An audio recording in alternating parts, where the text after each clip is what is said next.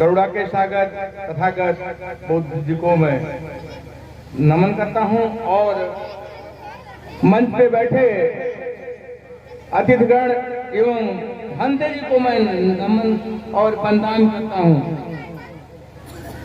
हम राधे श्याम राव, मेरे कहने का तात्पर्य है कि जो लोग बता चुके हैं उसको तो अब नहीं बताना है मुझको, क्योंकि बड़ी संख्या में लोगों ने बताया और लोग जाने और समझे।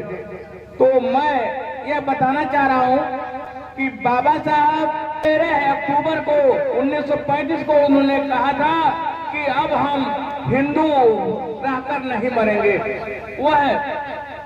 वह जो है 21 वर्षों तक वह जो है बगैर धर्म के थे, यानी वो नास्तिक जीवन यापन कर रहे थे। आज एक नास्तिक का जो है परिनिर्वाण दिवस है, जिनका नाम आप जानते होंगे, पेरियार रामास्वामी नायकर। आज के दिन उनका परिनिर्वाण हुआ था और आज के 4 दिन पहले हमारे संत गाडगे महाराज जो बंबई महाराष्ट्र के रहने वाले थे, उनका भी परिनिर्वाण हुआ बाबा साहब का 6 दिसंबर का, यानी 3 महापुरुषों का इस महीने में परिनिर्वाण हुआ।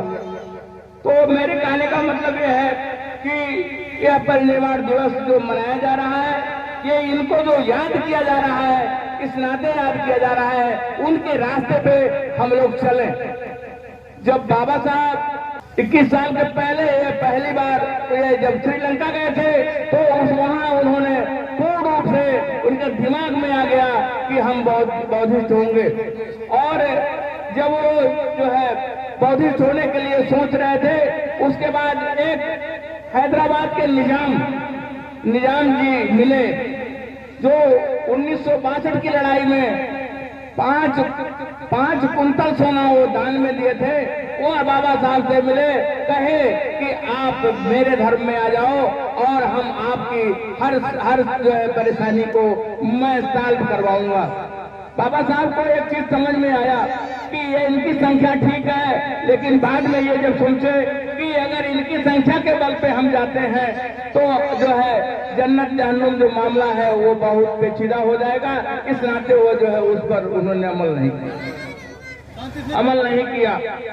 बाद में जब 14 अक्टूबर 1956 को वह जो है जब नागपुर में 5 लाख अनुयायियों के साथ बहुत इच्छा लेकर जो है जब वो परिपूर्ण हो गए, तो उनको नेपाल के राजा काठमांडू में एक कार्यक्रम के राजा महेंद्र ने उनको जो है 14 नवंबर 1956 को अपने बगल में मंच पे सीट दिया था, यानी 1 महीने बाद। और वहां हमारे बाबा साहब बहुत सम्मानित किए गए थे। और वहां ये हुआ कि आज के बाद कोई ऐसा मसीहा भारत में जगह जो 1200 ईस्वी के लगभग से ये हमारा बौद्ध धर्म पूर्ण रूप से समूल रूप से नष्ट हो गया था, जो है 1956 में जाके जगाए। और इस तरह जगाए कि जो जड़ें हिला दिया, जो है जहां से वो निकले वहां की जड़ें हिल गई। आज की दशा यह है कि हमारे लोग बाबा साहब को जानते और मानते हैं, और मानना भी जानना पड़ेगा, क्योंकि बगैर बाबा साहब को माने और जाने हम क्या आप में कोई परिवर्तन नहीं हो सकता।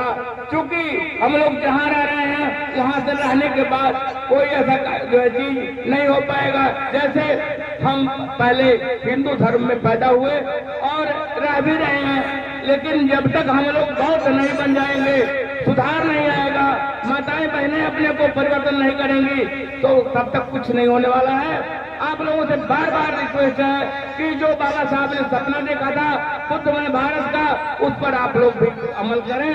क्योंकि जो सारनाथ से लेकर लुम्बिनी तक अभी ये यात्रा चल रही थी, जो है भिक्खु चंद्रनाथ थेरो जी की अध्यक्षता में, उसमें जो है 350 किलोमीटर जो 19 दिनों की यात्रा में जो चल रहा था, मेहदावल से लेकर बांसी तक 40 किलोमीटर मैं खुद पैदल चल के देखा हूं। आप लोग अभी मास्टर साहब बता रहे थे कितने लोग जो है धम्म यात्रा में चल रहे थे। लेकिन आप लोग जान लीजिए, जब तक आप लोग बौद्ध धर्म को नहीं जानेंगे, बाबा साहब को नहीं जानेंगे, तब तक कुछ नहीं होने वाला है। क्योंकि आप लोग जानते हैं, कोई पढ़ लिख कर क्या होगा, कोई 8 तक बच्चों को पढ़ाया, कोई 9 तक पढ़ाया, कोई हाई स्कूल पढ़ा के छुड़वा दिया। तो आप जान लीजिए, इस तरह से हमारा आपका सुधार नहीं होने वाला है। और आपसे बार बार रिक्वेस्ट है, निवेदन है कि आप लोग अपने बच्चों को पढ़ाई लिखाई जरूर करो हमें। क्योंकि संत गाडगे महाराज अनपढ़ होने के बाद भी जो है बम्बई महाराष्ट्र में वह जो है विद्यालय धर्मशाला इस तरह से तमाम चीजों का उन्होंने स्थापना करवाया। अनपढ़ व्यक्ति इतना जो है इन राष्ट्रीय संत घोषित हुए। आप भी अगर पढ़े लिखे नहीं हैं तो भी आप जो है जैसे संत गाडगे का लोग नमन कर रहे हैं, ऐसा आपको भी किया जाएगा। अगर नहीं आप लोग कर पाएंगे तो आपको जो आपकी पीढ़ी आने वाली आपको जो है बिल्कुल सम्मान नहीं दे पाएगी। नमो बुद्धाय, जय भीम।